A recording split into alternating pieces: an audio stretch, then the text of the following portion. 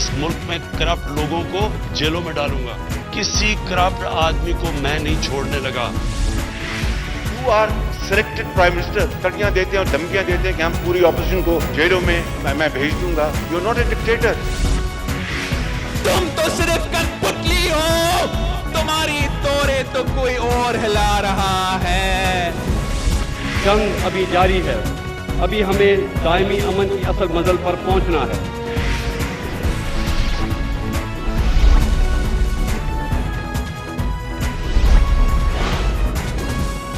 आप देख रहे हैं खबरों, तबसरों और तज्जियात पर मबनी पाकिस्तान का सबसे मोतबर न्यूज शो दुनिया, कामरान खान के साथ। अस्सलाम वालेकुम, मैं हूं कामरान खान। आज मीडिया पर जिस सनसनीखेज खबर का राज रहा वो आज अखबार सुबह जंग में शाया हुई, जो उसके मुमताज़ सहाफ़ी अंसार अब्बासी ने तहरीर की थी। इसमें इंकशाफ किया गया कि साबिक चीफ जस्टिस गिलगित बल्तिस्तान राना शमीम ने अपने हल्फिया बयान में इल्ज़ाम आयद किया है कि चीफ जस्टिस साकिब निसार जुलाई 2018 में दौरे गिलगित पर आए, जहां उन्होंने हाई कोर्ट के एक जज को फ़ोन पर अहकामात दिए थे कि आम इंतखाबात से कबल नवाज शरीफ और मरियम नवाज को ज़मानत पर रहा ना किया जाए। मुबैना बयान सामने आया और इसके साथ ही जैसा कि होना चाहिए था, इसने पूरे मीडिया में सनसनी फैला दी। आज इस खबर का इस्लामाबाद हाई कोर्ट के चीफ जस्टिस अतहर मिनल्लाह ने नोटिस ले लिया और आज ही इस सहाफ़ी के खिलाफ यानी अंसार अब्बासी के खिलाफ तौहीन अदालत की कार्रवाई का आगाज़ किया है। साबिक चीफ जस्टिस गिलगित बल्तिस्तान राना शमीम को भी तौहीन अदालत का नोटिस जारी हुआ है। साथ ही अखबार के मालिक और एडिटर समेत अटॉर्नी जनरल ऑफ पाकिस्तान तमाम फरीक़ैन को कल 10 बजे ज़ाती हैसियत में तलब भी किया गया है। Chief justice Islamabad high court ने रिमार्क्स दिए कि अदालत इस मामले को बहुत संजीदा लेगी। अपने हुक्मनामे में अदालत ने लिखा कि बादियुन नज़र में मुतनाज़ खबर लगाने का मकसद अदालत से अवाम का एतमाद ख़त्म करना और अदालत को स्कैंडलाइज करना है। बयान हल्फी अदालती कार्रवाई का हिस्सा नहीं है। खबर का मकसद अदालती कार्रवाई को मुतनाज़ बनाना है। सारे मामले पर आज नून लीग के सीनियर नायब सदर शाहिद खाकान अब्बासी ने एक प्रेस कॉन्फ्रेंस की। उन्होंने कहा कि एक जज के हल्फिया बयान को और जो सामने आ चुका है, इस सच झूठ का फैसला किस फोरम पर होगा। जब मुल्क का चीफ जस्टिस ऐसे, मेरी दुआ है कि अल्लाह करे उसमें ना मुलव्वस हो, लेकिन जब चीफ जस्टिस मुल्क का ये काम करेगा फिर कौन सा इंसाफ रह गया। आज चीफ जस्टिस मुलव्वस है मुल्क का, दूसरा चीफ जस्टिस कह रहा है। एक सिटिंग जज इस्लामाबाद हाई कोर्ट का नाम आया है, क्या हम इसको मामूली बात समझकर भूल जाएं? जब इस मुल्क का सबसे बड़ा जज मुदाखलत करके ये कोशिश करेगा कि उस शख्स की बेल तक ना हो सके, तो फिर आप ये सोच लें कि जो जज बशीर मोहम्मद था वो उसने फैसला कैसे किया होगा। हमारा सवाल ये है कि हमें तो राना शमीम साहब की बात पे यकीन करना पड़ेगा। एक आदमी ने हलफ के तहत बयान दे दिया है, अब कौन सा फोरम है जहाँ पर ये सच का तयन किया जाएगा? हम तो ये पूछना चाहते हैं, वो कौन सा फोरम है? क्या ये बात पार्लिमान में नहीं आनी चाहिए? पार्लिमान ही इन जजों को मुकर्रर करता है, या पार्लिमान पूछ नहीं सकता कि ये मामला क्यों हुआ, किसने किया? दूसरी जानिब वफाकी वज़ीर इत्तलात और नशरियात जनाब फवाद चौधरी ने जस्टिस राना शमीम की साख पर सवाल उठाए। आज जो खबर लगी जिस तरीके से, और ये जो जिनका जज साहब जिनका एफिडेविट दिया गया, गिलगित बल्तिस्तान के जो बार एसोसिएशन है, आप उनसे इनकी रेपुटेशन पूछेंगे तो आपको मालूम होगा कि मौसूफ जो हैं वो पहले सिंध हाई कोर्ट में उनको जज लगाया गया और वहाँ पे वो चंद महीने जज रहे, उसके बाद इनको सैक कर दिया गया। उसके बाद नून लीग ने इनको जाके गिलगित बल्तिस्तान में जज लगा दिया। आप अंदाजा लगाएं कि ये साहिवाल के रहने वाले हैं, फिर ये इन्होंने सिंध में प्रैक्टिस की और उसके बाद उनको गिलगित बल्तिस्तान में जाकर के नून लीग ने 2015 में इनको अपना जाके वहाँ पे जज लगा दिया। और यही मुसीबत होती है कि जब इस तरह के लोग जज अपॉइंट किए जाएं और बाद में वो, आप देखिए कितना मतलब मज़हका खेज शगुफा है कि चीफ जस्टिस पाकिस्तान जो हैं वो मेरे पास आए, हम चाय पी रहे थे, अचानक चीफ जस्टिस पाकिस्तान को ख्याल आया, उन्होंने फ़ोन उठाया और कहा कि जी ये फलाने जज को फ़ोन कर। गिलगित बल्तिस्तान के साबिक चीफ जस्टिस राना शमीम ने इस खबर के मुताबिक ओथ कमिश्नर के रूबरू जो कि लंदन में था 10 नवंबर को बयान दिया, हल्फिया बयान दिया और कहा, जिसमें कहा गया कि जुलाई 2018 में chief justice of Pakistan Saqib Nisar तातीलात पर अपनी फैमिली के हमरा गिलगित आए थे। एक दिन उनके सामने चीफ जस्टिस साकिब निसार ने अपने रजिस्ट्रार को एक हाई कोर्ट के जज के घर जाने की हिदायत दी और कहा कि जज को कहना मुझे फ़ौरन फ़ोन करे, अगर फ़ोन न लग पाए तो उन तक पैगाम पहुँचाओ कि मियाँ मोहम्मद नवाज शरीफ और मरियम नवाज शरीफ को किसी भी कीमत पर आम इंतखाबात से कब्ल ज़मानत पर रिहा नहीं होना चाहिए। इस हिदायत के थोड़ी देर बाद जस्टिस राना शमीम के बकौल ان کی موجودگی میں ہائی کورٹ کے اسی جج سے phone per chief justice of Pakistan کی بات ہوئی ثاقب نثار کی، جس کے دوران انہوں نے کہا کہ میاں نواز شریف اور مریم نواز شریف کو انتخابات کے انعقاد تک جیل میں رکھنا چاہیے۔ جسٹس رانا شمیم نے اپنے اس ایفیڈیوٹ میں یہ بھی کہا کہ جب انہوں نے ثاقب نثار سے سوال کیا کہ جج کو پیغام کیوں اور کس لیے پہنچایا گیا ہے، تو جسٹس ثاقب نثار نے ان سے کہا کہ آپ نہیں سمجھیں گے، آپ اس بات کو یوں سمجھیں کہ جیسے آپ نے کچھ سنا ہی نہیں ہے۔ اپنے رد عمل میں جسٹس ثاقب نثار نے ان الزامات کو سراسر جھوٹ قرار دیا ہے اور الزام لگایا ہے کہ انہوں نے سابق چیف جسٹس گلگت بلتستان رانا شمیم کے کئی فیصلے کا ردم قرار دیے، انہیں ایکسٹینشن نہ ملنے کا غصہ ہے۔ یہ پوری صورتحال کا نوٹس لیا ہے اسلام آباد ہائی کورٹ نے، کیونکہ اسی ایفیڈیوٹ کے مطابق جو معاملہ ہے، جس جج صاحب کو نوٹس دیا گیا وہ خود اسلام آباد ہائی کورٹ کے سٹنگ جج ہیں، جو کہ سماعت کر رہا ہے اس وقت مریم نواز کے کیسز کے حوالے سے، اس لیے اس کی ٹائمنگ بھی بہت امپورٹنٹ ہے۔ اور جن جج صاحب کے حوالے سے یہ بات سامنے آئی ہے کہ چیف جسٹس صاحب نے انہیں حکم دیا، وہ اس وقت دراصل اس اہم کیس کی سماعت کر رہے ہیں۔ اسلام آباد ہائی کورٹ کا کہنا یہ ہے، آج جیسے کہ آپ نے سنا، چیف جسٹس آف اسلام آباد ہائی کورٹ کہتے ہیں کہ عدالت کو اسکینڈلائز کرنے کی کوشش کی گئی ہے اور اس کے ساتھ ہی توہین عدالت کا نوٹس جو ہے وہ سرو کیا گیا ہے اخبار کو اور صحافی پر بھی۔ اس پر بات کرتے ہیں، ہمارے ساتھ موجود ہے ہمارے نمائندے خصوصی عامر سعید عباسی۔ بہت بہت شکریہ عباسی صاحب۔ یہ بتائیے گا، بہت برہم ہوئی ہے اسلام آباد ہائی کورٹ اس خبر پر، اور کیا آج رہا اس حوالے سے اور اب کیا کارروائی ہوگی؟ کامران صاحب، آفٹرنون میں جب اس کے اوپر رجسٹرار نے نوٹ پٹ اپ کیا چیف جسٹس کو اور یہ بتایا کہ جو خبر شائع ہوئی ہے یہ براہ راست اسلام آباد ہائی کورٹ میں جو زیر سماعت کیس ہے، جو مریم نواز کی سزا کے خلاف اپیل ہے، اس سے متعلق ہے اور اس میں جو ایلیگیشنز ہیں یہ عائد کیے گئے، اس کے اوپر چیف جسٹس اسلام آباد ہائی کورٹ نے باقاعدہ طور پر اس کیس کو فکس کیا۔ پہلے کاز لسٹ باقاعدہ چسپاں کی گئی اور عدالتی کارروائی کا حصہ بنایا گیا اور جوڈیشل پروسیڈنگ شروع کی گئی۔ اس کے بعد اسٹیٹ ورسز انصار عباسی کیس کال کیا گیا اور اس کے بعد پھر عدالت نے یہ شدید برہمی کا اظہار کیا اور یہ کہا کہ عدالت یہ ایکسپیکٹ کرتی تھی کہ تمام جو ایسے ادارے ہیں، جو میڈیا ہے، وہ ذمہ داری کا مظاہرہ کرے گا، کیونکہ بارہا عدالت یہ کہہ چکی ہے کہ عدالت میں زیر سماعت مقدمات سے متعلق جو ایسے بیانات جس سے عدالتی کارروائی اثر انداز ہو وہ نہیں دینے چاہیے۔ اور اس حوالے سے 2 وفاقی وزراء کو باقاعدہ عدالت نے توہین عدالت کے نوٹسز بھی جاری کیے تھے جب نواز شریف بیرون ملک گئے تھے اور یہ کہا گیا تھا کہ عدالت نے جلد بازی میں ان کو بیرون ملک بھیجا، تو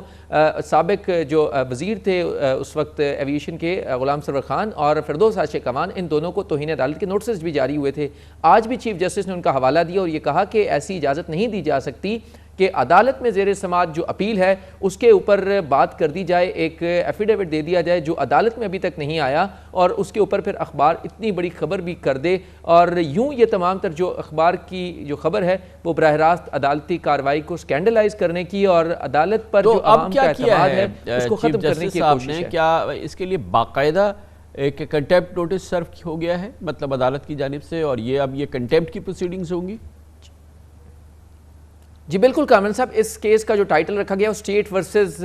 انصار عباسی اینڈ ادرز ہے، لہٰذا یہ ایک باقاعدہ طور پر ایک توہین عدالت کا کیس بنا دیا گیا ہے اور اس کی باقاعدہ اب کل سے سماعت شروع ہو جائے گی۔ آج پہلی سماعت تھی، فریقین کو نوٹسز جاری کیے گئے، کل صبح 10:30 بجے انہیں اسلام آباد ہائی کورٹ میں پیش ہونے کی ہدایت کی گئی ہے اور یہ بھی پوچھا گیا ہے کہ کیوں نہ آپ کے خلاف توہین عدالت کی کارروائی کر دی جائے، کیونکہ اس حوالے سے عدید شدید برہم تھی عدالت اور اٹارنی جنرل کو اور ایڈوکیٹ جنرل کو بھی معاونت کے لیے عدالت نے طلب کر لیا ہے، لہٰذا کل چیف جسٹس اسلام آباد ہائی کورٹ اس تمام تر کیس کی سماعت کریں گے اور مستقبل کے حوالے سے اہم فیصلہ کریں گے کہ اس کیس کو اب کیسے آگے بڑھانا ہے۔ اچھا، کیا جو جسٹس رانا شمیم ہیں ان کو بھی نوٹس کیا ہے؟ جی بالکل، جسٹس رانا شمیم جو ہیں ان کو بھی نوٹس جاری کیا گیا اور انہیں بھی یہ کہا گیا ہے کہ کیوں نہ ان کے خلاف بھی توہین عدالت کی کارروائی کی جائے، کیونکہ وہ بھی اس تمام تر جو کارروائی ہے، جو ان کا یہ بیان حلفی ہے کامران صاحب، وہ بھی عدالت میں نہیں آیا، ابھی اس کی جو پوری حیثیت ہے وہ اس کو چیک کرنا پڑے گا، اور کیونکہ انہیں اگر یہ جو بیان حلفی ہے اگر یہ عدالت میں آتا تو اس کے بعد اس کے اوپر خبر کی جا سکتی تھی اور اس کے اوپر بات کی جا سکتی تھی، لیکن ایک ایسا ڈاکومنٹ جس سے عدالت میں زیر سماعت جو مریم نواز کی اپیل ہے ایون فیلڈ میں، وہ پوری کارروائی متاثر ہو سکتی ہے، کیونکہ 17 نومبر پرسوں اس اپیل کی سماعت ہونی ہے اس میں عرفان قادر صاحب کو آخری موقع دیا گیا تھا کہ وہ باقاعدہ طور پر اپنے دلائل شروع کر دیں، اور انہیں کہا گیا تھا کہ وہ اس کیس میں اب مزید ڈیلے عدالت نہیں کر سکتی، لہٰذا اب یہ لگتا ہے کہ اس ساری کارروائی کے بعد وہ کارروائی متاثر ہو سکتی ہے، کیونکہ اب وہ تمام تر مواقع ملنے کے بعد اب وہ حتمی مرحلے میں ہے اور وہ ڈیسائیڈ ہونے کے قریب ہے، اپیل اگر اس میں حتمی دلائل مکمل ہو جاتے ہیں تو۔ بہت بہت شکریہ عامر سعید عباسی، ہمیں آج اسلام آباد ہائی کورٹ کی اس انتہائی اہم کیس کی سماعت کے حوالے سے بتا رہے تھے۔ کمرشل بریک، اس کے بعد ہم اس کا قانونی آئینی جائزہ لیتے ہیں۔ پاکستان کے نامور قانون دان، سینئر قانون دان جو کہ غیر جانبداری کے لیے بھی مشہور ہیں، بیرسٹر عابد زبیری ہمارے ساتھ ہوں گے چھوٹے سے وقفے کے بعد۔ جسٹس ریٹائرڈ رانا شمیم کا حلفیہ بیان۔ سابق چیف جسٹس آف پاکستان جناب جسٹس ثاقب نثار پر سنگین الزامات کہ انہوں نے براہ راست اسلام آباد کے ہائی کورٹ کے جج کو فون کیا اور کہا کہ نواز شریف اور مریم نواز کی ضمانت نہ ہو پائے الیکشن سے پہلے۔ یہ الزام ایک حلفیہ بیان میں سامنے آیا جو کہ اخبار جنگ میں آج شائع ہوا ہے۔ یقیناً اس نے پورے ملک میں سنسنی پھیلائی ہے اور آج اس حوالے سے اسلام آباد ہائی کورٹ نے اس کا نوٹس بھی لیا ہے۔ اس پورے معاملے کی قانونی حیثیت اور اس پورے معاملے پر ایک انڈیپینڈنٹ رائے حاصل کرتے ہیں پاکستان کے نامور سینئر قانون دان جو اپنی آزاد سوچ کے لیے مشہور ہیں، ممبر ہے پاکستان بار کونسل کے، بیرسٹر عابد زبیری ہمارے ساتھ موجود ہیں۔ بہت بہت شکریہ عابد زبیری صاحب۔ یہ فرمائیے گا کہ کیا آپ کے نزدیک قانونی اہمیت ہے اس ایفیڈیوٹ کی جو سامنے آیا ہے، جس میں اسلام آباد ہائی کورٹ کے ایک سٹنگ جج کے حوالے سے کہا گیا ہے کہ انہیں ہدایت ملی تھی چیف جسٹس آف پاکستان کی کہ مریم نواز کو اور نواز شریف صاحب کو ضمانت نہیں دینی چاہیے، اور سابق چیف جسٹس آف پاکستان پہ یہ الزام انہوں نے لگایا۔ اس کی قانونی اہمیت کیا ہے، حیثیت کیا ہے اس حلفیہ بیان کی؟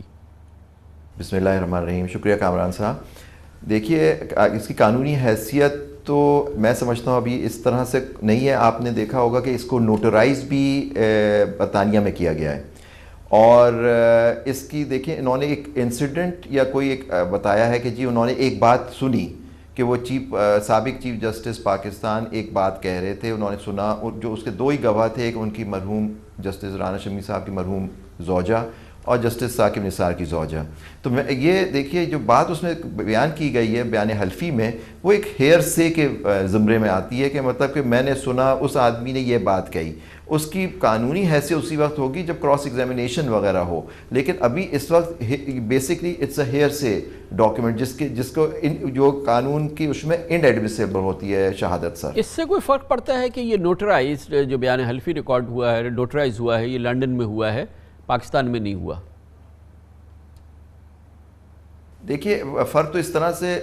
آپ نوٹرائز، مجھے نہیں معلوم کہ یہ وہاں موجود تھے سابق چیف جسٹس گلگت بلتستان برطانیہ میں جب اس کے سامنے انہوں نے نوٹرائز کرایا۔ پھر اصل میں جو آپ آج جو ایک چیز میں نے بھی دیکھی، ڈاکیومنٹ جو سوشل میڈیا پہ چل رہے ہیں، اس میں کچھ دوسری لوگوں کے بارے میں انہی جو یہ نوٹری پبلک ہیں انہوں نے اور بھی ڈاکیومنٹس اٹیچ کیے ہوئے ہیں، نمبر ون۔ دوسری بات ہے انہوں نے پاکستان میں اس کو کیوں نہیں نوٹرائز کرایا، سب دیکھیں جب مجھے افسوس جس بات کا ہے، اور مجھے لگتا ہے پوری قوم کا ایز اے حیثیت ایز وکیل اور وہ بھی ایڈوکیٹ سپریم کورٹ، مجھے افسوس اس بات کا ہے کہ عدلیہ میں دو ٹاپ پوزیشنز کے لوگ، ایک چیف جسٹس گلگت بلتستان، ایک چیف جسٹس سابق chief justice Pakistan justice Saqib Nisar, اور ایک معزز جج اسلام آباد ہائی کورٹ کے بارے میں باتیں ہوئیں اس سے نقصان عدلیہ کی ساکھ کو ہوگا۔ اور میں سمجھتا ہوں کہ یہ باتیں اس وقت آنا، اور یہ بات اگر ان کے چیف جسٹسشپ کے زمانے میں ہوئی تھی اور وہ ریٹائر ہو گئے تھے جسٹس ثاقب نثار صاحب 2019 میں، تو یہ ابھی بیان حلفی ابھی کیوں دیا گیا؟ تو یہ سب چیزیں ہیں، یہ سب ان پہ سوال اٹھتے ہیں جس کا جواب معزز جج صاحب ہی دیں گے۔ اچھا یہ چیز سامنے آ گئی ہے، تو کیا معزز جج صاحب جن کا کے بارے میں کہا گیا جو کہ اس وقت سماعت کر رہے ہیں اس کیس کی، کیا یہ اب اس چیز کے آنے کے بعد کیا وہ کہہ سکتے ہیں کہ ناٹ بیفور می، جیسا کہ شاید کبھی ہوتا ہو؟ اور یہ بھی کہ اب یہ چیز سامنے آ گئی تو کیا کچھ لازم ہے کہ حکومت کوئی ایکشن لے، یا عدلیہ اس حوالے سے کیا کر سکتی ہے؟ اس پورے معاملے کو دیکھتے ہوئے عدلیہ یا حکومت کیا کر سکتی ہے، اور وہ جج صاحب کیا کریں؟ دیکھیے آپ کاروان صاحب، ہماری عدلیہ ویسے ہی میں اس کا ایک حصہ ہوں، مطلب وکالت کے پیشے سے میں منسلک ہوں، ایک ویسے ہی اس کے بارے میں لوگوں کے خیالات، مطلب ان کے بہت سارے سوالات ہیں عدلیہ کے بارے میں۔ اور بڑا افسوس کی بات ہے کہ ججز اتنی محنت سے میجورٹی اور سارے ججز جو اتنی محنت سے کام کرتے ہیں. دیکھیں دو چیزیں میرے سمجھتا ہوں میں جس میں ہو سکتی ہیں. اب اسلام آباد کے معزز جج صاحب یا تو اب مجھے نہیں دیکھیں سابق چیف جسٹس ہیں گلگت بلتستان, لیکن اگر اس طرح کی بات کی جائے کنٹیمپٹ کی بات بھی سوچی جا سکتی ہے, مطلب کہ اس میں یہ بھی دیکھنا ہوگا کہ یہ کنٹیمپٹ کے زمرے میں آتا ہے یا نہیں. اب وہ یہ ان جج صاحب کا اپنا خود فیصلہ ہوگا کہ وہ اس کیس کو سننا چاہتے ہیں یا نہیں. اس طرح کی چیزیں عموماً عدالتوں میں دیکھی جاتی ہیں کہ کسی جج کے سامنے سے کیس اگر ہٹانا ہو تو اس طرح سے اسکینڈلائز کیا جاتا ہے کورٹ کو. لیکن میں سمجھتا ہوں جوڈیشری کو ان چیزوں سے اوپر بالاتر ہونا چاہیے. آپ یہ ججز جو بیٹھے ہیں یہ انصاف کے لیے بیٹھے ہوئے ہیں, اور باعث کا کانسیپٹ جو ہوگا اس پہ بھی آرگومنٹس ہونے چاہیے کہ کیا ایک بیان حلفی کی وجہ سے وہ جج صاحب جو کیس سنے کیا ان کو وہ سننا چاہیے یا نہیں. یہ بھی انہی جج صاحب کو ہی فیصلہ کرنا ہوگا سر. مگر واقعہ جو بھی اس بیان حلفی میں اگر یہ صحیح ہے تو یہ ششدر کر دینے والا واقعہ ہے کہ چیف جسٹس بیٹھے ہوئے ہیں کسی سوشل چائے پہ اور گپ شپ ہو رہی ہے, وہاں سے فون اٹھا کے وہ ایک ہائی کورٹ کے جج کو کہیں کہ ضمانت نہیں دینا سابق پرائم منسٹر کو اور ان کی صاحبزادی کو, اور اس طرح کی گفتگو ہو رہی ہو. انبلیویبل سے سینیریو ہے ویسے تو اگر ایسا ہوا ہے تو. بالکل سر, میں نہیں سمجھتا. دیکھیے جسٹس ثاقب نثار لوگوں کو ان سے بہت سے شکایتیں ہوں گی, لیکن وہ ایک پاکستان کے چیف جسٹس تھے اور بہت ہی قابل ہمارے چیف جسٹس تھے, اور ان کی بڑی عزت ہے. تو میں یہ سمجھتا ہوں کہ سر آپ یہ بتائیے کہ اگر وہ ان کو اس طرح کی بات کہنی بھی تھی, پہلی بات تو میں نہیں سمجھ سکتا کہ ججز اس طرح سے باتیں کرتے ہیں. فرض کریں اگر انہوں نے کرنی تھی تو وہ یہ کیا ان کو ضرورت پڑی تھی کہ ایک دوسرے, آپ جیسے فرما رہے ہیں کہ ان کی زوجائیں بیٹھی ہوئی ہیں, وہ خود بیٹھے ہوئے چیف جسٹس گلگت بلتستان, ان کے سامنے انہوں نے یہ بات کہی کہ اپنے رجسٹرار کو فون کیا کہ جج صاحب سے میری بات کراؤ, اور یہ بات کہی کہ جی وہ بیل نہ دیں. سر یہ بات میری عقل سے بالاتر ہے سر. ویسے اب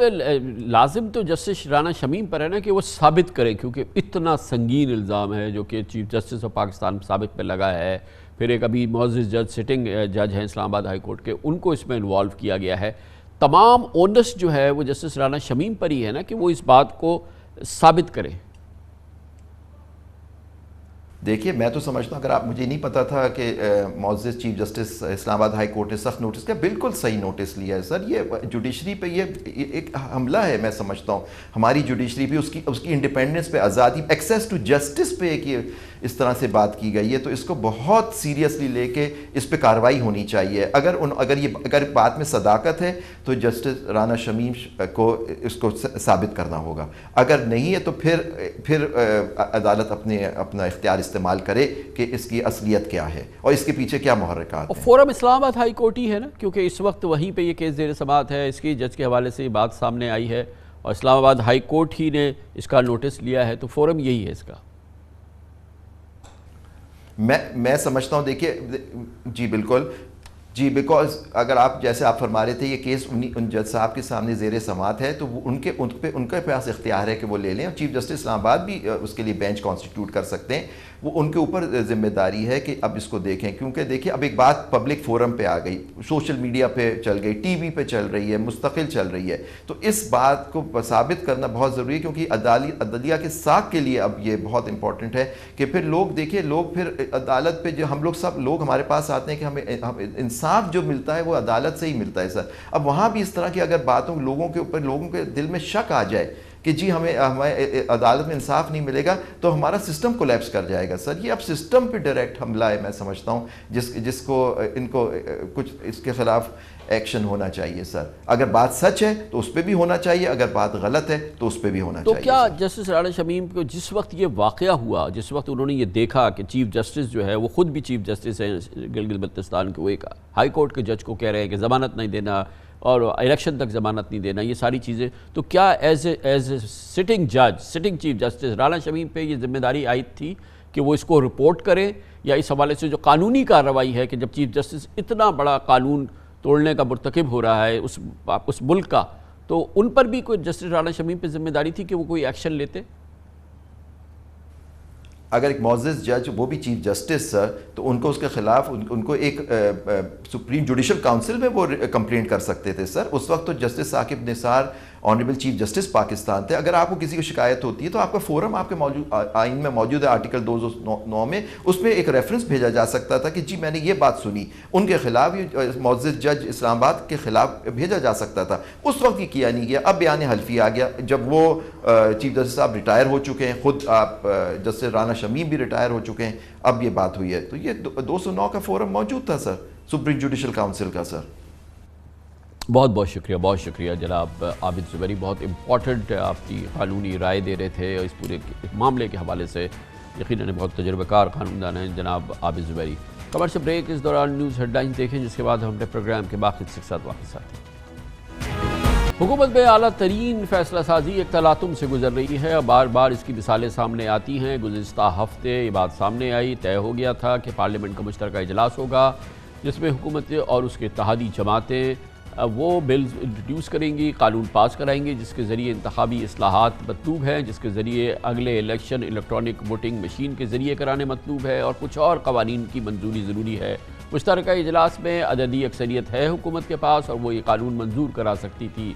जब वज़ीर-ए-आज़म इमरान खान ने इस हवाले से बाकायदा ऐलान किया और अपने साथियों को कहा कि वो इस इजलास में शरीक हो क्योंकि ये एक जिहाद है, उसके थोड़ी देर बाद ये खबर आई और वज़ीर इत्तलात फवाद चौधरी ने ट्वीट की कि ये इजलास मुश्तरका इजलास अब नहीं होगा, बल्कि अब हिज़्ब इख्तिलाफ के साथ अपोजिशन के साथ बाकायदा मुज़ाकरात किए जाएंगे। इसी दौरान ये बात सामने आई कि हुकूमत और इमरान खान इस मुश्तरका इजलास को जो गुज़िश्ता हफ्ते होना था उसको मुलतवी करने के लिए इसलिए मजबूर हुए कि इत्तेहादियों ने इस पर एतमाद करने से इनकार कर दिया था और उन्होंने इस पर अपने तहफ़्फ़ुज़ात का इज़हार किया था इन कवानीन के हवाले से। हमारे प्रोग्राम में भी पाकिस्तान मुस्लिम लीग क़ाफ से ताल्लुक़ रखने वाले वफाकी वज़ीर तारिक बशीर चीमा, MQM से ताल्लुक़ रखने वाले डॉक्टर खालिद महबूब सिद्दीकी ने बाकायदा बताया था कि ये बहुत जल्दबाजी में हुकूमत काम कर रही है और उसके इस पर शदीद एतराज़ात हैं और इसी वजह से फिर ये मुश्तरका इजलास नहीं हुआ और हुकूमत ने अपोजिशन से मुज़ाकरात की एक नई इब्तिदा कर दी और जिसके ज़रिए स्पीकर ने बाकायदा हिज़्ब इख्तिलाफ को ख़त लिखा और एक मरबूत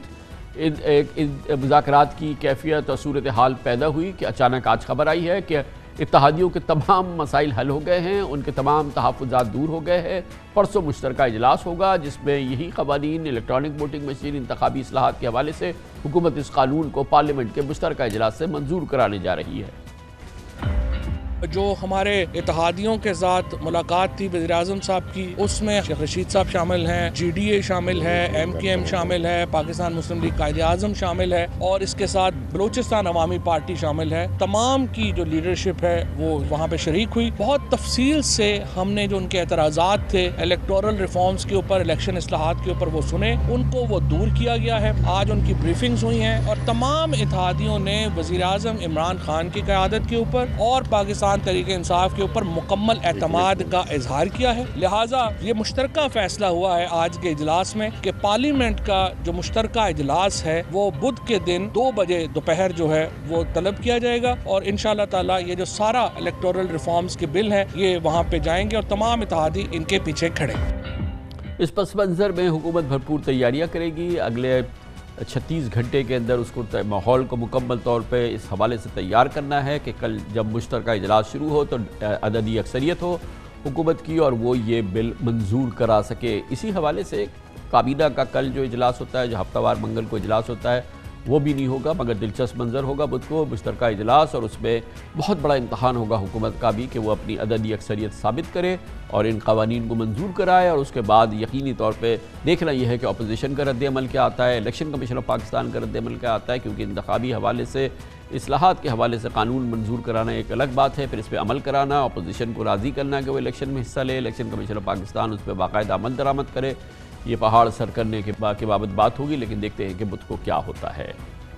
पाकिस्तानी मईशत को इस वक्त जो दरपेश चैलेंजेस है वो इंतहाई संगीन चैलेंजेस हैं। महंगाई और सिर्फ महंगाई दरअसल इस वक्त मुल्क का मसला नंबर 1 है। बिलाशुबा आलमी सतह पर खाम तेल, LNG और कोयले की कीमतों में बुलंद तरीन सतह पर पहुँची है। वर्ल्ड फूड ऑर्गेनाइजेशन के मुताबिक इस साल ग़ज़ाई इजनास की महंगाई का 10 साल रिकॉर्ड टूट गया है। लेकिन पाकिस्तान में एक जानिब डिमांड एंड सप्लाई के फ़र्क और दूसरी तरफ रुपए की कदर में गिरावट ने महंगाई की शिद्दत में तबाकुन इजाफा कर दिया है। ये बात भी अपनी जगह कायम है कि पाकिस्तानियों की क़ुव्वत ख़रीद अपने खित्ते में सबसे कम है, इसलिए पाकिस्तान में इस महंगाई का और ज़्यादा इजहार हो रहा है या लोगों को तकलीफ़ हो रही है। IMF प्रोग्राम की बहाली के माहिदे में गुमगू की कैफियत और सऊदी अरब से $3 अरब के डिपॉजिट शेड्यूल में भी इबहाम की वजह से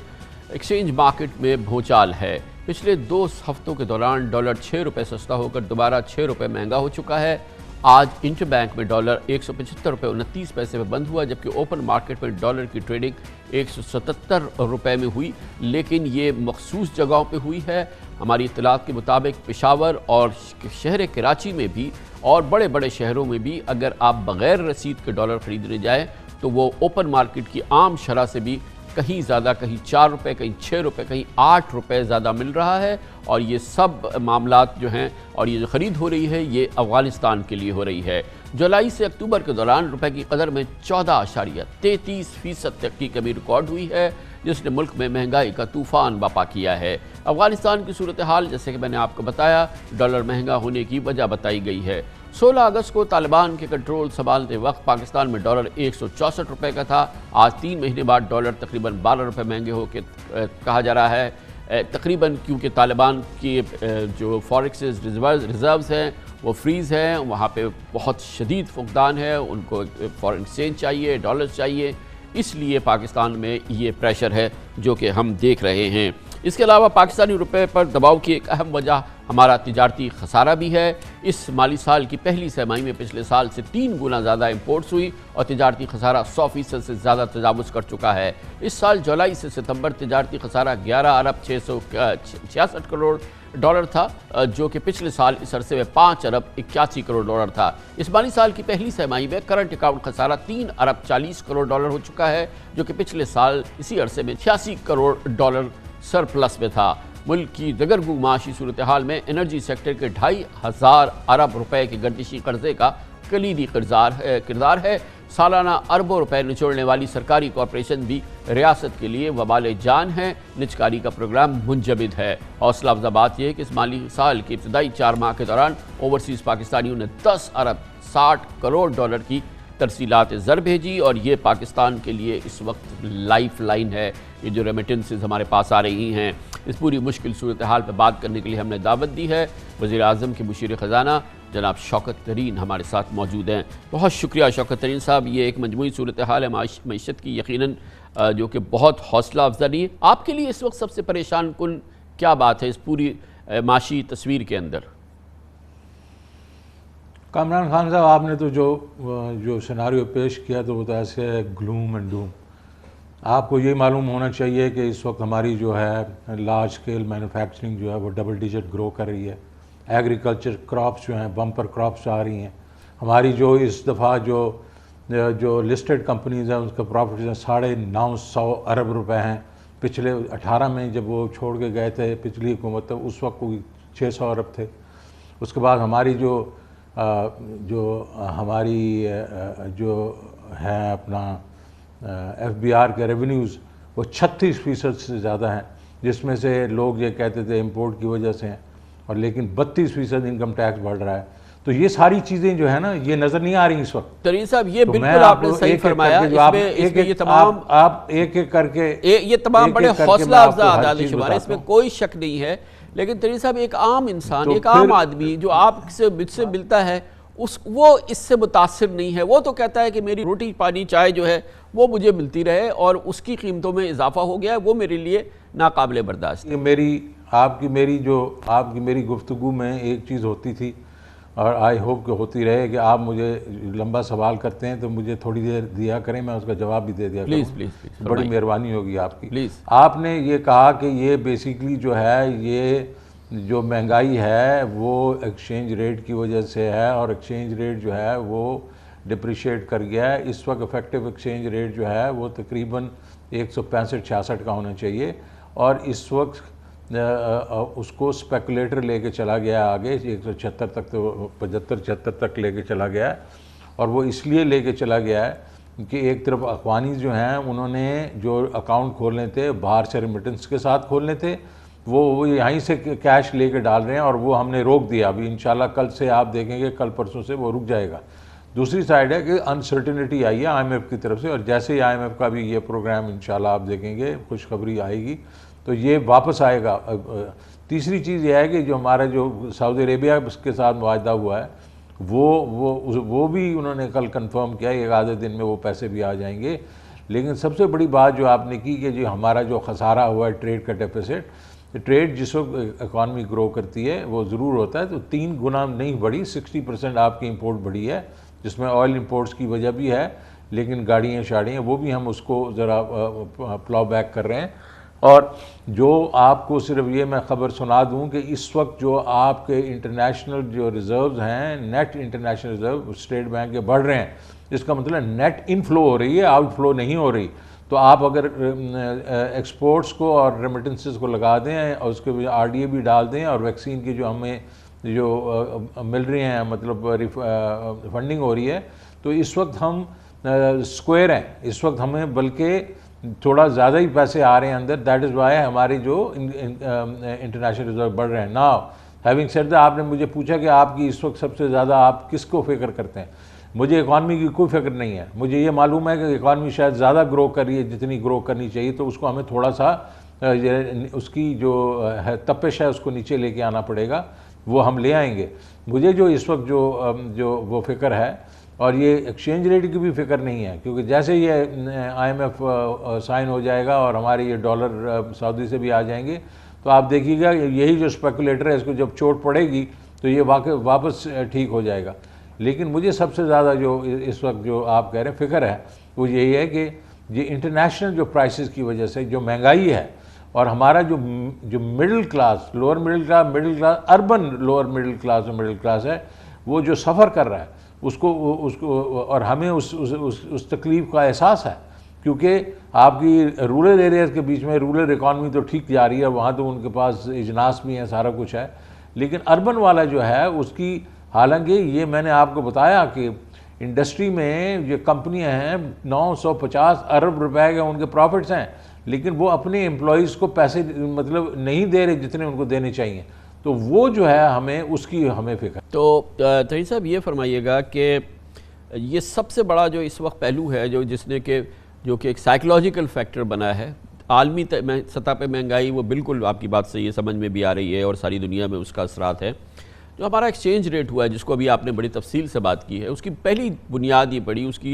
کی کمر ٹوٹی اس وقت جب ہم نے دیکھا کہ IMF کا پروگرام جو کہ ہم سمجھ رہے تھے کہ اکتوبر کے پہلے ہفتے میں، اکتوبر کے دوسرے ہفتے میں 15 اکتوبر تک ہو جائے گا، اس میں گو مگو کی کیفیت آئی، اور آج جب ہم بات کر رہے ہیں 15 نومبر آ گئی ہے، اور اس میں ہم مسلسل یہ کہہ رہے ہیں کہ شاید 2 دن میں، 4 دن میں، 6 دن میں ہوئے گا، لیکن یہ جو ایک کیفیت تھی، اب آپ کہہ رہے ہیں کہ یہ مسئلہ اب ریزالو ہو گیا ہے۔ جی میں آپ کو یہ کہہ رہا ہوں کہ یہ دیکھیں، یہ مسئلہ تو کافی دن پہلے ہی ریزالو ہو گیا تھا، 1-2 چیزیں تھیں جس کے بیچ میں دیکھیں، اگر میں وہی کرتا جو مارچ میں ان لوگوں نے کیا تھا تو وہ بہت پہلے یہ ریزالو ہو گیا تھا، یہ پھر میں اکتوبر کی 15 کو میں جب وہاں تھا وہیں اناؤنسمنٹ ہو جاتی، لیکن میں اس قسم کا آدمی نہیں ہوں، میں اپنا نیشنل انٹرسٹ دیکھتا ہوں، اور میں یہ دیکھتا ہوں کہ کیا چیزیں ہمیں جو ہے وہ ٹھیک ہے کرنی ہے اور کیا چیزیں ہمیں نہیں کرنی، تو اسی بیسس کے اوپر 1-2 چیزوں کے اوپر ہمارا ان کے ساتھ جو ہے مکالمہ جو چلتا رہا، اور اب ہم اس کے نتیجے پہ پہنچے ہیں، کیونکہ دیکھیں $500 ملین دے کے ہم نے سارا کچھ جو ہے وہ ان کے حوالے کر دیا تھا، ابھی ہم نے یہ کہا کہ یہ ایسی نہیں ہے، ہمیں $1 بلین ہی ملے گا نا، لیکن یہ ہے کہ ہم چاہتے ہیں کہ IMF پروگرام میں آئیں، لیکن پھر یہ نہیں ہے کہ ہم we should not roll over نا، تو انشاءاللہ اسی وجہ سے تھوڑی دیر لگی ہے، لیکن آپ جب دیکھیں گے ہم نے پروگرام کیا ہے ورسز جو پروگرام انہوں نے جو سائن آف کیا تھا مارچ میں، تو آپ دیکھیں گے اس میں امپرومنٹ ہے۔ تو یہ راؤنڈ دا کارنر ہے MEFP اس کا جو اسٹاف لیول ایگریمنٹ ہے انشاءاللہ۔ اور ایک اور چیز جس نے ہٹ کیا وہ یہ کہ سعودی عرب کے دورہ ہوا، پھر یہ سعودی ایک پلیج آیا سامنے جو کہ بہت ہی سگنیفیکنٹ تھا، $3 بلین، $1.25 بلین کے ہمارے ڈیفرڈ آئل پیمنٹ وغیرہ، وہ بھی ایسا لگا کہ سٹک ہو گیا، اس نے بھی مارکیٹ کو ہٹ کیا۔ وہ بالکل کیا، اصل میں ہوا یہ ہے کہ انہوں نے جو ایگریمنٹ ہمیں بھیجے اس میں کچھ ایسی کلازز تھی جس کے بیچ میں اگر ہم ایک ویسے ہی سائن کر دیتے تو وہ بھی ہمارے لیے کوئی اتنے فائدہ مند نہ ہوتی، لیکن ہم نے ان کو ریکویسٹ کیا، انہوں نے اس کو ایگری کیا، پھر آپ کو پتہ ہے سعودی سسٹم آف ورکنگ کیسے ہوتا ہے، وہ واپس جاتا ہے امپروول وغیرہ کے لیے، تو وہ کل انہوں نے ہمیں کنفرم کر دیا کہ 1 آدھے دن میں وہ سائن ہو کے یہاں پیسے آ جائیں گے۔ طہیر صاحب یہ بتائیے گا کہ جو گورنمنٹ کے ایکشن ہوتے ہیں جو کہ خاص طور پہ کرنسی اسپیکولیشن کو روکنا، ڈالرائزیشن کو روکنا، یہ ساری چیزیں جو ہیں یہ ایسا نہیں لگتا کہ افیکٹو، ہمیں نہیں لگتا کہ اپنے آؤٹ سائڈ پوائنٹ سے کہ یہ افیکٹو رہے ہیں، کیونکہ بہرحال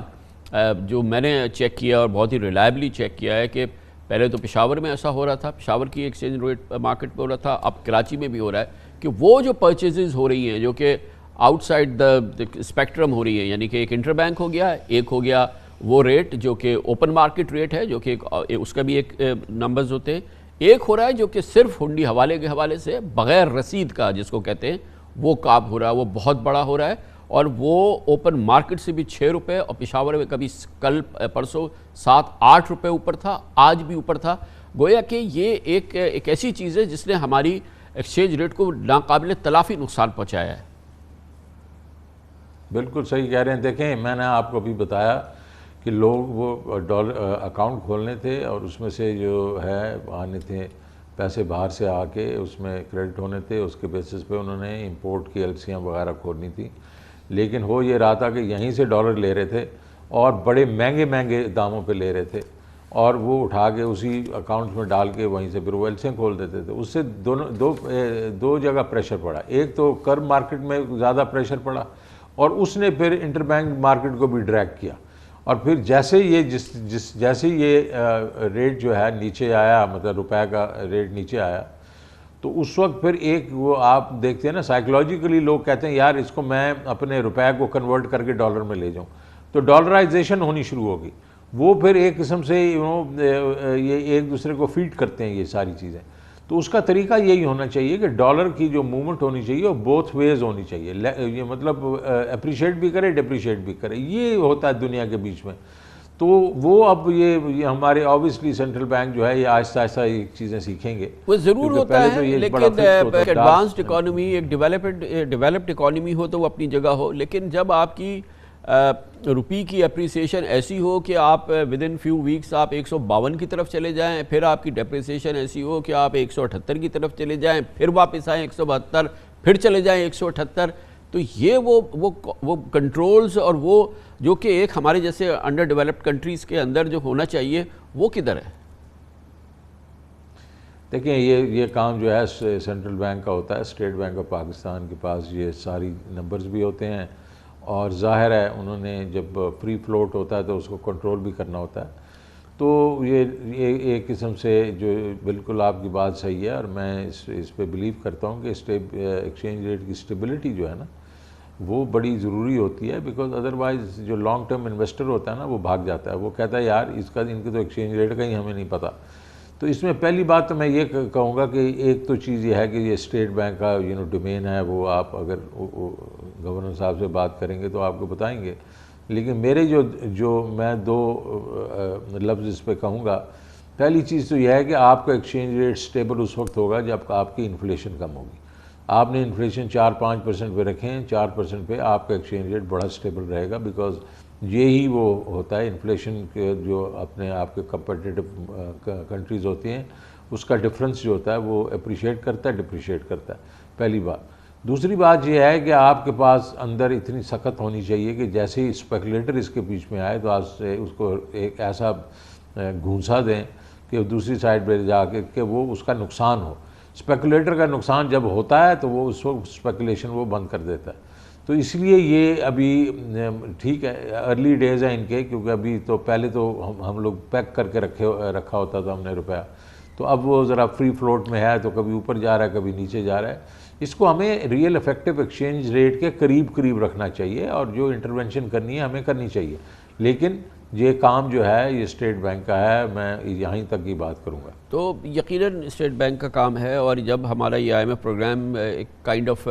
سٹک ہوا، ابھی نیگوسیشنز ہیں، اس کا کارنر سٹون یہ تھا کہ IMF جو ہے وہ اسٹیٹ بینک آف پاکستان کے لیے کمپلیٹ اٹانومی مانگتا ہے، اس کی لیجسلیشن مانگتا ہے، اور وہ پاکستان کے قانون کا حصہ بنانا چاہتا ہے، جس پر کہ ہماری آپ سے اور آپ دوسرے ماہرین سے اس سے پہلے بھی مارچ میں بھی بات ہوئی، اپریل میں بھی بات ہوئی، اور اب پھر یہ ہمیں بتایا گیا کہ یہ معاملہ ہو گیا اور وہ بات چیت چل رہی ہے۔ آپ سے بات کرنے سے پہلے میں نے بیرسٹر فاروق نسیم صاحب سے بات کی، لا منسٹر سے، جو کہ IMF کو سمجھانے کی کوشش کر رہے تھے ہماری جو لیگل پوزیشنز ہے۔ ان کا کہنا یہ تھا کہ جو لاسٹ ان کی بات ہوئی ہے کہ انہوں نے IMF کو کنونس کیا ہے، ان کو بتایا کہ پاکستان کے آئین، قانون، پارلیمنٹ، ڈیموکریسی کے لحاظ سے کیا کچھ کیا جا سکتا ہے اور کیا کچھ نہیں کیا جا سکتا، اور کنونس ان کا کہنا یہ تھا کہ جن لوگوں سے ان کی بات ہو رہی تھی ان کو ان کی بات سمجھ میں آ رہی تھی. تو یہ معاملہ حل ہو گیا ہے؟ یہ ایس بی پی کی جو اٹانومی وہ مانگ رہے ہیں جس حد تک مانگ رہے تھے. میں فروغ نسیم صاحب کے ساتھ ہی بیٹھا تھا جب وہ یہ گفتگو کر رہے تھے، تو وہ درست کہہ رہے ہیں کہ جو انہوں نے ان کو سمجھا دیا ہے. ترین صاحب ایک چھوٹا سا ہمیں کمرشل بریک لے رہے ہیں، جس کے بعد ہم واپس آتے ہیں. Welcome back. وزیر اعظم کے مشیر خزانہ جناب شوکت ترین ہمارے ساتھ موجود ہیں. وقت سے قبل ہماری بات چیت جاری تھی. پاکستانی معیشت کو درپیش جو سنگین ترین اس وقت معاملات ہیں، چیلنجز ہیں، اس کے حوالے سے ہماری بات ہو رہی ہے شوکت ترین صاحب سے. اچھا یہ فرمائیے گا ترین صاحب کہ اب جو ہمیں جس چیز میں مسئلہ آیا وہ یہ کہ ہماری جو اکانومی ہے آبویسلی وہ جیسے آپ نے کہا ہیٹڈ ہے، اس کی وجہ سے ہماری امپورٹس بڑھی، جس کی وجہ سے ہمارا ٹریڈ ڈیفیسٹ اب یہ کوئی 125% کے قریب ہو گیا ہے، اور یہ کہ بڑی ایک ڈیفیکلٹ سچویشن ہے. کہتے ہیں ماہرین کہ کیونکہ یہ امپورٹ اتنی بڑی اس لیے ہمارے ریونیوز میں اضافہ ہوا، اور جیسے ہی اب آپ امپورٹس کو ٹائٹ کریں گے ہمارے ریونیوز امپیکٹ کریں گے، اور اس کی وجہ سے جو ہمارے ریکارڈ ریونیوز کا کوارٹر آیا ہے پہلے، شاید second quarter, third quarter, fourth quarter جو ہے جو کہ ہمیں 6000 ارب روپے کی طرف لے کے جا رہا ہے، وہ ہم حاصل نہ کر سکیں. یہ آپ کے لیے تشویش ہے؟ نہیں، بالکل تشویش نہیں ہے. میں نے یہی تو پہلے کہا، لوگ اپنے نمبرز دیکھتے نہیں ہیں. یہ جو 36% ہماری گروتھ ہے، اوور آل گروتھ ہے، ٹھیک ہے، اس میں حصہ ہے اپنا امپورٹس کا، مطلب جو سیلز ٹیکس ہے اور اس کے بعد جو کسٹم ڈیوٹیز وغیرہ اس کا حصہ ضرور ہے، امپورٹس بڑھی ہیں، لیکن اس کے بعد یہ بھی ہے کہ یہ آل راؤنڈ ہے. اس کے بیچ میں جو آپ کی جو ڈومیسٹک اکانومی میں گروتھ ہو رہی ہے اس پہ سیلز ٹیکس بڑھا ہے، اور سب سے بڑھ کے بیرو میٹر اس کا یہ ہے کہ ہمارا انکم ٹیکس 32% بڑھا ہے. کب بڑھا ہے ہمارا 32%؟ کبھی زندگی میں بڑھا ہے؟ کبھی بھی نہیں بڑھا. تو وجہ یہ ہے کہ اکانومی گرو کر رہی ہے، لوگوں کی انکمز بڑھ رہی ہیں. اگر انکمز بڑھ رہی ہیں تو ہمارا انکم ٹیکس بڑھ رہا ہے نا. تو یہ مجھے کوئی تشویش نہیں ہے اس چیز پہ کہ یہ جو ہے ہم تھوڑا بہت ٹائٹننگ کریں گے. ہمیں تھوڑا بہت ٹائٹننگ کرنا پڑے گا کامران بھائی، بیکاز میں نے جس طرح آپ کو کہا ہے کہ پچھلے جو اکتوبر کے مہینوں میں جو نان آئل جو امپورٹس ہیں وہ $750 ملین سے کم ہوئی ہیں. ہم نے تھوڑا سا ٹویک کیا تھا، اس کی ہوئی، اب تھوڑا سا اور ٹویک کریں گے ہم تو اس سے اور بھی کم ہو جائیں گی. تو اور پھر جب فوڈ امپورٹس ختم ہو جائیں گی، اور اس کے بعد انشاءاللہ میں جس طرح آپ کو کہہ رہا ہوں کہ ہم ذرا تھوڑے میئرز لیں گے جس میں ہمیں نان پروڈکٹیو امپورٹس ہیں اس کے اوپر ہم ذرا تھوڑا سا قدزن رکھیں گے. تو یہ تو کوئی مسئلہ نہیں ہے اس کا، یہ کہ ہمارا جو کرنٹ اکاؤنٹ ڈیفیسٹ ہے اس کو بیلنس میں لے کے آئیں یا تھوڑا سا ڈیفیسٹ میں رکھیں، کیونکہ تھوڑا سا ڈیفیسٹ رکھنا جو ہے ڈیولپنگ اکانومیز کے لیے بہتر ہوتا ہے. تو یہ کوئی مسئلہ نہیں ہے ریونیوز کے اوپر. یہ فرمائیے گا کہ یہ بھی کہا جا رہا ہے، کچھ ماہرین یہ کہہ رہے ہیں کہ جب یہ سٹاف لیول ایگریمنٹ ہو جائے گا اس کے بعد ظاہر ہے کہ ایک بورڈ ہوتا ہے IMF کا جس نے کہ باقاعدہ اس کو پھر اپروو کرنا ہے، جو شاید 17 دسمبر کو یا واٹ ایور جب بھی ہوگا. اس سٹاف لیول ایگریمنٹ اور جو وہ ایگریمنٹ ہوگا جب وہ بورڈ میں جائے گا اس کے بیچ میں بھی ہم نے کچھ ایکشن ابھی کیے ہیں، کچھ ایکشن ابھی ہمیں مزید کرنے ہیں، جو کہ شاید ایک مزید ٹائٹننگ ہم دیکھیں گے، مزید جو ہے سختیاں دیکھیں گے، مزید کنسیشنز وڈرا ہوں گے، بجلی مہنگی ہوگی، یہ تمام چیزیں ہوں گی. ایسا ہوگا between the staff level agreement and the board? Prior actions کی بات کر رہے ہیں، پرائر ایکشن ضرور ہوں گے، اور وہ پرائر ایکشن کئی ہم کر چکے ہیں. دوسری چیز یہ ہے کامران بھائی کہ یہ وہ پرائر ایکشن ہیں جو کہ مارچ کے میں ایگری کر چکے ہیں. یہ ہمارے لوگوں نے $500 ملین لیا اور یہ پرائر ایکشن ایگری کر لیے. یہ تو میں نے آگے روکوا دیے، اور میں نے ابھی ان کے ساتھ نیگوشیٹ کیا، اور میں نے کہا یہ سارے کے سارے نہیں ہوں گے، اس میں آپ کو ذرا ہاتھ ہلکا رکھنا پڑے گا، کیونکہ میں تو ایگری نہیں کرتا ہوں کئی چیزوں پہ. جس طریقے سے ٹیرف انکریزز ہیں، میرے خیال میں یہ ٹیرف انکریزز کس لیے کر رہے ہیں؟ اس لیے کر رہے ہیں کہ ہم جو کیپیسٹی پیمنٹ دے رہے ہیں ایکسٹرا، جو ہمارے پاس کیپیسٹی ہے اس کے دے رہے ہیں، اس کا لوگوں کے اوپر یا انڈسٹری کا کیا قصور ہے اس میں؟ تو اس کو ہمیں اور طریقے سے حل کرنا چاہیے. تو اس لیے جو ہمارا جو ٹیرف انکریز ہے وہ کہہ رہے تھے $5 بڑھا دیں جولائی تک، تو میں نے کہا ایسے نہیں ہوگا. تو اس کے اوپر آپ دیکھیں گے کہ ہم نے اس کے اوپر امپرومنٹس کیے ہیں. پھر اس کے بعد انہوں نے کہا کہ آپ انکم ٹیکس جو ہے وہ $150 ارب ایک اور $40 ارب دوسرا، یہ بڑھا دیں آپ. تو میں نے کہا کیوں بڑھا دیں یار، میرے خیال میں تو براڈنگ صحیح چیز ہونی چاہیے، براڈنگ سے ہم جو کر سکتے ہیں، یہ پیرامڈنگ کیوں کریں؟ تو وہ دیکھیں گے آپ، ہم اس پہ ہوا، باقی ایگزمپشنز بھی ہیں، اس کے بیچ میں امپرومنٹ ہوئی ہے، لیکن کئی پرائر ایکشنز تو ہمیں کرنے پڑیں گے اور وہ انشاءاللہ کریں گے ہم۔ وہ آپ تو انشاءاللہ کریں گے، مگر عوام کے لیے بیریبل ہوں گے؟ مثال کے طور پہ اگر آپ نے پیٹرولیم لیوی کو بڑھانا ہے، یا آپ نے الیکٹریسٹی ٹیرف بڑھانے ہیں، یا گیس کے ٹیرف بڑھانے ہیں، تو نہیں دیکھیں اس میں کامران بھائی آج آپ نے دیکھا ہم نے پرائز بڑھائی نہیں، تو ہم اس طریقے سے بڑھائیں گے۔ یہ تو ضروری نہیں ہے نا کہ کوئی ہم نے ہمارے پیچھے وہ لاٹھی لے کے تو کھڑے نہیں ہوں گے۔ ان کا یہ کہنا ہے کہ بھائی آپ نے 600 ارب روپے کی لیوی جو ہے بجٹ کی ہے، اور اب آپ کے پاس تو زیرو، آپ نے کوئی میرے خیال 50 ارب بھی نہیں اکٹھا کیا، تو کچھ تو کریں۔ تو وہ ہم کریں گے، لیکن ہم اپنا آبویسلی اس طریقے سے کریں گے جس میں یہ عوام پہ اتنا زیادہ بوجھ نہیں آئے گا۔ آج دیکھیں کہ تھوڑی سی پرائسز جو ہیں نیچے گئی ہیں، مطلب کسی جگہ کچھ پروڈکٹس میں کچھ میں نہیں گئیں، تو ہم نے اوورال ہم نے کہا ہم بڑھاتے ہی نہیں ہیں، ٹھیک ہے نا۔ تو اسی طریقے سے ہم دیکھیں گے کہ، اور ہمارا تو یہ اس وقت جو ہماری پالیسی یہی ہے کہ کم سے کم بوجھ ڈالیں۔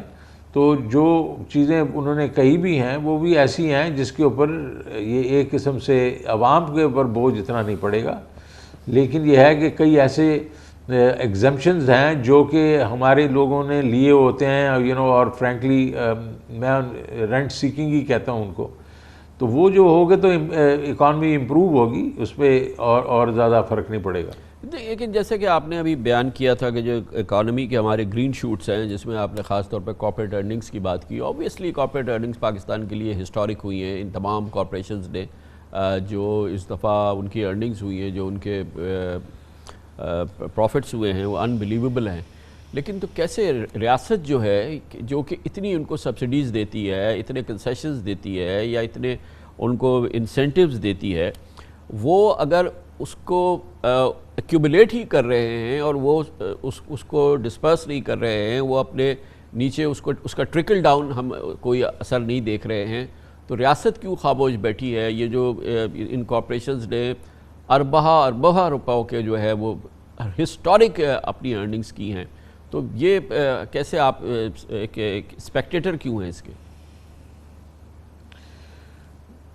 کامران بھائی ہم نے ڈیسائیڈ کرنا ہے، یا تو فری مارکیٹ کریں ہم، یا کنٹرول اکانومی کریں۔ فری مارکیٹ یوزلی بہتر ہوتی ہے۔ ہمیں گورنمنٹ کو پھر ایسے ایکشنز کرنے چاہیے جس سے یہ ان کو ہم موٹیویٹ کر سکیں، اور اس کے بیچ میں ظاہر ہے ہم اپنے جو کارپوریشنز ہیں ہماری اپنی، ان کو ہم کہہ رہے ہیں کہ تنخواہیں بڑھائیں، تاکہ یہ ہے دوسرے بھی اس کو دیکھیں، کیونکہ ایک دفعہ اگر لوگوں کو انہوں نے تنخواہیں نہ بڑھائیں اور لیبر مارکیٹ ٹائٹن ہونا شروع ہوگی، تو یہ اپنے وہ جو لیبر یا ان کے جو ورکرز ہیں ان کو لوز کریں گے۔ تو دوسرا یہ ہے کہ ہم نے پھر ایک باٹم اپ اپروچ بھی کی ہوئی ہے، جس سے ہم جو ہے ہم چاہ رہے ہیں کہ ہم لوگوں کو انٹرسٹ فری لونز دیں، تاکہ وہ اپنے پیر پہ خود کھڑے ہو جائیں، اور پھر ان کے اوپر وہ مطلب ڈیپینڈ ہی نہ کریں۔ تو یہ ہمارا تو فری مارکیٹ کی طرف ہم موو کرنا چاہ رہے ہیں۔ کنٹرول کی طرف جائیں گے تو پھر ہر جگہ پہ، ہر سطح پہ آپ کو کنٹرول کرنا شروع ہو جائیں گے آپ۔ تیری صاحب ایک چھوٹا سا کمرشل بریک لے لیں، پھر ہم آپ کے پاس واپس آتے ہیں۔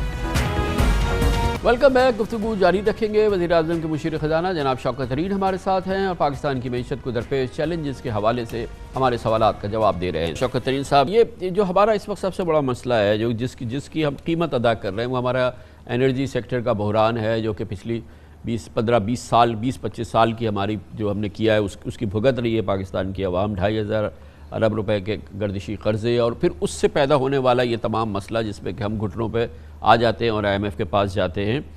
اس کی بہتری کے لیے اس حکومت میں پہلے تو یہ کہ ڈبل ہوئے ہیں یہ سرکولر ڈیٹ اس حکومت کے دوران، اب اس میں کچھ بہتری کے آثار کچھ نمایاں ہوئے ہیں، بٹ خاک ہو جائیں گے ہم تم کو خبر ہونے تک، پتہ نہیں کب تک یہ معاملات ٹھیک ہوں گے۔ لیکن آپ نے یہ جو کمپنیز ہیں، جو ہماری انرجی سیکٹر کی کمپنیز ہیں، ان کے حوالے سے بات سامنے آ رہی ہے کہ وہ پیسے بھی بناتے ہیں، وہ سب کچھ کرتے ہیں، وہ اس ایڈریس کر سکتے ہیں اپنے جو سرکولر ڈیٹ ہے، اور پھر یہ کہ وہ ڈیویڈنڈ دیں، اور وہ اس کی وجہ سے ظاہر ہے کہ اگر وہ دیں گے تو پھر ایک اوورال اس کا کیپٹل مارکیٹ وغیرہ پہ اثر ہوگا۔ اس کا کل آپ نے ذکر کیا ہے ایک ایونٹ میں، ایک اس میں وہ سناتا ہوں، پھر میں چاہوں گا کہ آپ تھوڑا اس کو ایکسپلین کریں کیونکہ اس میں کافی انٹرسٹ ہے کہ یہ کیسے جو ہے اس وقت جو ہمیں مسائل سامنے آ رہے ہیں اس کا ایک پورشن اس سے کیسے ایڈریس ہو سکتا ہے. میں چاہوں گا کہ آپ ذرا سن لیں پلیز. آپ کی لیکوڈیٹی اگر آپ کو نہیں الاؤ کر رہی کمپنیوں کو ڈیویڈنڈ دینے کے لیے تو آپ ڈیویڈنڈ ڈکلیئر کریں اور اپنا سرکولر ڈیٹ پے کریں. مجھے پیسے نہیں چاہیے, آپ وہ پیسے جو ہیں وہ سرکولر ڈیٹ میں دے دیں. اس سے یہ ہوگا کہ ویلیویشن بڑھیں گی آپ کی. آپ دیکھیں گے آپ کی اسٹاک مارکیٹ کی, کیونکہ یہ ہیوی ویٹس ہے اور ہیوی ویٹس کی وجہ سے اس سے یہ ہوگا کہ یہ ویلیویشن بڑھے گی, اور جب وہ ویلیویشن بڑھے گی تو ہو سکتا ہے کہ ہم اس کو اٹھا کے جا کے GDR کر سکتے ہیں. لیکن اس وقت تو کم از کم مسئلہ حل کریں نا. یہ 4 5 6 ہمارے پاس بڑی بڑی کمپنیز ہیں. اس میں ابھی میں یہ بھی کہوں گا کہ نیشنل بینک بھی ایک ہے, اور یہ ایک اگر ہم اس وقت ذرا تھوڑے سے پیڈل پہ پیر رکھیں اور ڈیویڈنڈز دیں تو ویلیویشنز آپ کی چینج ہوں گی, اور جیسے ویلیویشن چینج ہوں گی تو آپ اوروں کو بھی اٹریکٹ کر سکیں گے. ترین صاحب, یہ آپ پہلے بھی جب آپ گورنمنٹ میں نہیں تھے یہ بات کر چکے ہیں, گورنمنٹ میں آنے کے بعد بھی یہ بات کر چکے ہیں, بجٹ میں بھی آپ نے اس بات کو فیکٹر ان کیا تھا. آخر کیوں نہیں ہو رہا؟ اگر یہ ایک سلوشن نظر آتا ہے, وقتی سلوشن نظر آتا ہے, آخر کیا وجہ کیا ہے؟ دیکھیں, انرشیا ہوتا ہے یوزلی گورنمنٹ میں, تو میں نے تو یہ بیسیکلی ان کو کہہ دیا ہے. مگر انشاءاللہ اس ایک ہفتے 10 دن کے بیچ میں بیٹھ کے ان سب کمپنیوں کے بیلنس شیٹ دیکھوں گا, اور اس میں دیکھوں گا کتنا ریزرو پڑا ہوا ہے, وہ ڈکلیئر کر کے ایز ڈیویڈنڈ ان کے سرکولر ڈیٹ پے کرا دوں گا. اس سے یہ ہوگا کہ ان کی, جس طرح میں کہہ رہا تھا, میں نے اپنی تقریر میں کہا کہ ان کی جو ایک قسم سے امیجیٹلی ویلیویشن بہتر ہوں گی. ڈیویڈنڈ یا آپ دیتے ہیں تو آپ کی اسٹاک پرائز بڑھتی ہے, اسٹاک پرائز بڑھتی ہے تو ظاہر ہے ان کی ہم ویلیویشن جو ہوں گی اس کو پھر وہ لے کے ہم جا کے GDR بھی کر سکتے ہیں. تو اور دوسرا سرکولر ڈیٹ بھی کم ہو جائے گا. تو یہ پہلے ان کو سوچنا چاہیے تھا, لیکن چلیں دیر آئے درست آئے, انشاءاللہ یہ ہم کریں گے. اچھا, اب جیسے کہ آپ نے فرمایا انشاءاللہ ایسا ہو جاتا ہے, پاکستان کے لیے بھی ضروری ہے کہ ہمارا ایک IMF کے ساتھ ایگریمنٹ ہو جاتا ہے, سٹاف لیول ہو جاتا ہے, اپروول ہو جاتی ہے, پھر یہ جو سعودی ہمارا پینڈنگ ہے یہ ہو جاتا ہے, جیسے آپ فرما رہے ہیں کہ اب یہ انشاءاللہ ہو جائے گا. نیکسٹ سٹیپ کیا ہے اپنے ریزروز کو بہتر کرنے کے لیے اور ہماری جو ری پیمنٹس ہیں ان کو ایڈریس کرنے کے لیے, اس چیز کو شور اپ کرنے کے لیے اب کیا آپ کے پاس اگلا پائپ لائن میں کیا مائل سٹون ہے؟ دیکھیں کامران بھائی, فنڈامنٹلز کو ٹھیک کریں, فنڈامنٹلز کو ٹھیک کریں. فنڈامنٹل جو ٹھیک کرنے والی یہ ہیں کہ ہماری جو ایکسپورٹ ہے وہ اس وقت جو امپورٹ سے مطلب اگر ایکسپورٹ 10% پہ ہٹ کر رہی ہے تو ہماری امپورٹ جو ہے وہ تقریباً 25% ہماری اکانومی کی ہے, اور 22 سے 25%. تو ہم نے اس کو دیکھنا ہے کہ اس کو کیسے برج کرنا ہے, اور اس کا برج کرنے کا یہی طریقہ ہے کہ جو انسینٹیوز ہم دے رہے ہیں ایکسپورٹرز کو, اس کو دیکھیں کہ وہ پیسے جو ہیں اتنے ہمیں بنا کے دے بھی رہے ہیں کہ نہیں دے رہے, اور دوسرا کون سے ایسے وہ ہیں سیگمنٹ جو کہ زیادہ گرو کر رہے ہیں, جس میں IT نمبر 1 ہے, تو IT کے اوپر اور توجہ دیں.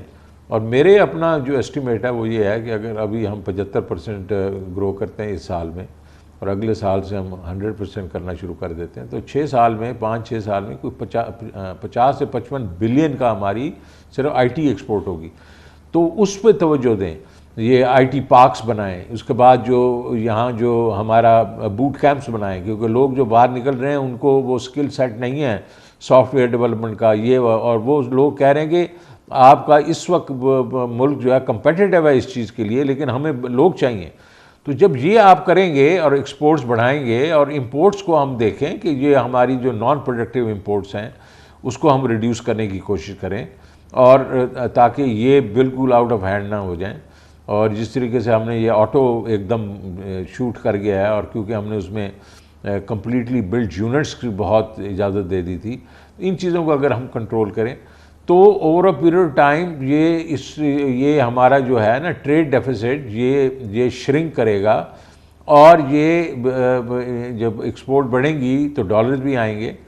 تو یہ ہم نے فنڈامنٹلز کی طرف جانا ہے. اور دوسرا یہ ہے کہ ہم نے جو فارن انویسٹمنٹ ہے اس کو لے کے آنا ہے. ہماری فارن انویسٹمنٹ آلموسٹ 1.5-2 بلین سے زیادہ ہوئی نہیں ہے, ڈسپائٹ دا فیکٹ کہ آپ کا چائنا جو ہے وہ سی پیک میں آپ کو بڑے پیسے دے رہا تھا. تو اس کو ہم نے لے کے آنا, اور ہم گئے ہیں سعودی عربیہ, وہ بہت لوگ انٹرسٹڈ ہیں, چائنیز بھی انٹرسٹڈ ہیں, لیکن وہ چاہتے ہیں کہ یار ہم ان کو رن اراؤنڈ نہ دیں, وہ جب یہاں آتے ہیں ہم ان کو گھماتے رہتے ہیں. تو یہ چیزیں ہم نے ٹھیک کری, یہ فنڈامنٹلز ہیں. اور جس طریقے سے ہماری جو تھنک ٹینک ہے انہوں نے کہا تھا کہ اگر آپ نے سسٹینیبل گروتھ رکھنی ہے تو اس کے بیچ میں پہلی بات تو یہ ہے کہ سیونگ ریٹ بڑھائیں. سیونگ ریٹ یار ہمارا اس وقت اگر بینکنگ فٹ پرنٹ ہی 33% ہے تو کہاں ہمارا سیونگ ریٹ 30% پہ جائے گا. تو اس فٹ پرنٹ کو لے کے جائیں 50, 60, 70, 80% کے اوپر اوور دی نیکسٹ 5 ایئرس. آپ سیونگ بڑھائیں گے تو آپ کے جو ہے وہ گروتھ ریٹ بڑھے گا, سسٹینیبل ہوگا. پھر اس کے بیچ میں یہ ظاہر ہے میں امپورٹ ایکسپورٹ کا بتا چکا ہوں. اور تیسرا پروڈکٹیوٹی, ہماری پروڈکٹیوٹی جو ہے وہ باقی ملکوں سے کافی کم ہے.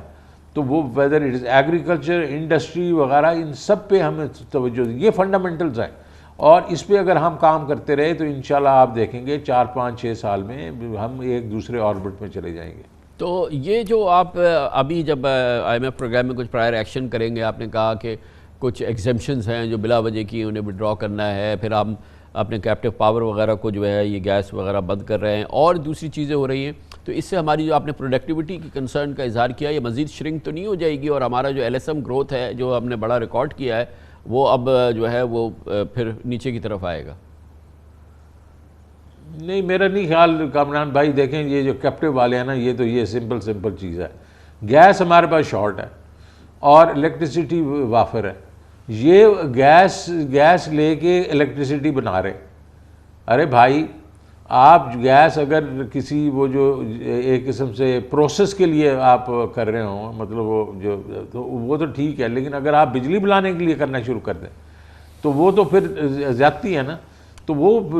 اتنی ہم نے بجلی سستی کر کے دے دی ہے ان کو. ہم نے کہا یار یہ ہمارے پاس وافر ہے, یہ لے لو اور گیس ہمیں دو کیونکہ ہم شارٹ ہیں اس پہ. تو اس کا میرے نہیں خیال پہ پروڈکٹیوٹی میں فرق پڑے گا. صرف یہ ہے کہ ہمارے لیے گیس جو ہے وہ اس وقت جو ہے وہ کافی شارٹ ہے اور ہم چاہتے ہیں کہ لوگ الیکٹریسٹی استعمال کریں. تھینک یو سو مچ, بہت بہت شکریہ جناب شوکت ترین, وزیر اعظم کے مشیر خزانہ. معیشت کو درپیش چیلنجز, ان کا حل اور اس میں تشویش کا پہلو کتنا ہے. شوکت ترین صاحب اب بھی کانفیڈنٹ ہے کہ معاملات انڈر کنٹرول ہیں اور آنے والے چند دنوں میں آئی ایم ایف پروگرام, سعودی جو پیمنٹس آنی ہیں, یہ تمام چیزیں آئیں گی اور اس کے بعد ایکسچینج ریٹ بھی, ہمارا روپے کی قدر بھی بہتر ہوگی اور دوسرے معاملات بھی. اس کے ساتھ ہی ہمارے آج کے پروگرام کا اختتام ہوتا ہے. کل آپ سے پھر ملاقات ہوگی انشاءاللہ. کل تک کے لیے کامران خان کو اجازت. اللہ حافظ و ناصر.